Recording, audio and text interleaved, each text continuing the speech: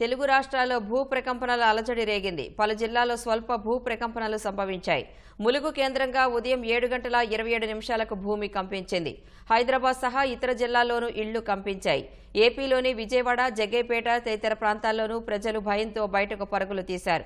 మహారాష్ట్ర, ఛత్తీస్గఢ్లోని పలు ప్రాంతాల్లోనూ స్వల్పంగా భూమి కంపించింది. ప్రశాంతంగా ఉన్న ప్రజలంతా ఒక్కసారిగా ఉలిక్కిపడ్డారు. ఉదయం 7:27 తెలంగాణలోని ములుగు కేంద్రంగా స్వల్ప భూకంపం సంభవించింది.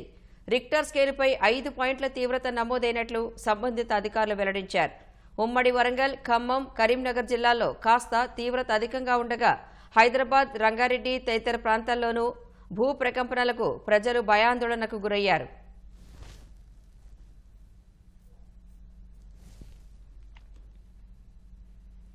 ఏపీ సహా మహారాష్ట్ర, ఛత్తీస్గఢ్లలోనూ స్వల్పంగా భూమి కంపించింది. దాదాపు 3 నుంచి 5 సెకన్ల పాటు భూమి కంపించింది.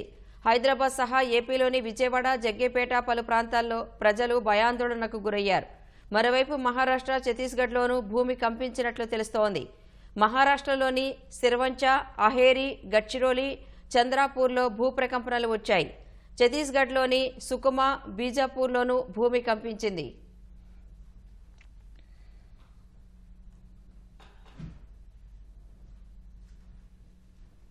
7:45 ఆ ప్రాంతంలో భూమి కొంచెం కంపించినట్టుగా అనిపించింది. అంటే ఆ ఇంట్లో ఉన్న ప్లేట్లు కదలడం, నేను ఒక టైంలో పూజా కార్యక్రమంలో ఉన్నా, ఆ పక్కన ఉన్న ప్లేట్లు కదిలి సప్పుడు రావడంతో వెనక తీసుకోవడం వచ్చింది. తద్వారా ఏదో పోనీలే అని అనుకున్నా. బయటికి వెళ్ళి ఒక 5 స్టేర్లలో ఉన్న వాళ్ళు కంపించిందనే ఆందోళనతో బయటకు రావడం గమనించి, ఆ విధంగా ఇది మరీ ఇంకేమన్నా తీవ్రంగా అయితే భయంతో ప్రజలంతా రోడ్ల మీదకి రావడం, మరియు అందరిని ఒకరు పలకరించుకొని నిజం అబద్ధం అని తెలుసుకునే క్రమంలో గడిచింది. నేను నా భార్య పక్క కూర్చుంటే బల్ల కదులుతుంటే ఎందుకు కదిలిస్తున్నావు అంటే, నేను అసలు బల్లని నేనేం కదిలిస్తున్నాను అనేసరికి భూమి అటు ఇటు కదిలినట్టు అనిపించింది.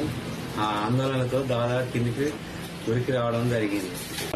ఊగినట్టు అయింది, మొత్తం ఇట్లా కింద పడ్డట్టు అయిపోయింది, అంత గలగల అన్నట్టు అయింది. అందరూ ఉరికొచ్చారు, బయటకు ఉరికొచ్చారు. అరే ఏందని చూసేసరికి మా ఇంట్లోకి వెళ్ళారు, మా మిస్సెస్ దగ్గర పడితే ఏదో ఊగినట్టు అవుతుందని చెప్పిండ్రు. అది ఎప్పుడు ఫస్ట్ అనుభూతి అండి నాకు.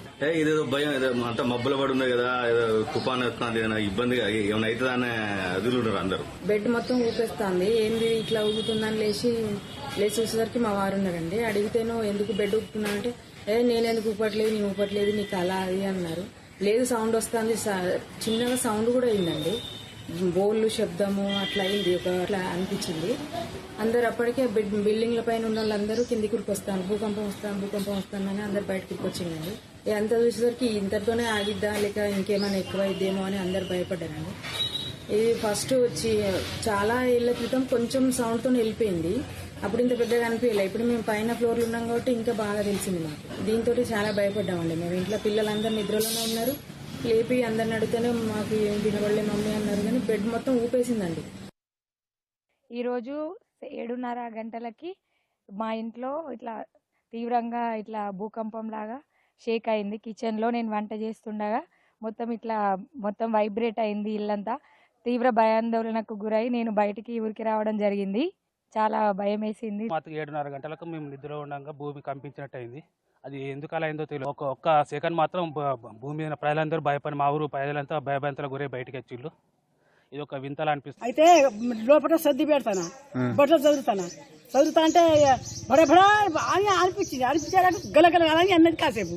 అయితే బయట ఉరికొచ్చినాం, బయట ఉరికేస్తూ కోతులు లేవు, ఏం లేవు, బడబడ అయితే అన్నాయి. నేను పొద్దున్నే లేచి హోంవర్క్ చేసుకుంటుంటే సోఫాలో కూర్చొని చేసుకుంటుంటే సోఫా మొత్తం కదిలింది. నాకు చాలా భయం అనిపించింది. ఏమైందని డాడీ దగ్గరికి వచ్చి చెప్దాం అనే లోపలనే అది మళ్ళీ ఆగిపోయింది. అంటే 7:30 ప్రాంతంలో మా దగ్గర భూమి కంపించినట్టు అయింది. నేను పేపర్ చదువుకుంటుండి చూసే వరకు ఒకటేసారి అంత జల్లు ఉంది. ఇంట్లో సామాను కూడా కొంచెం షేక్ అయినట్టు అయింది.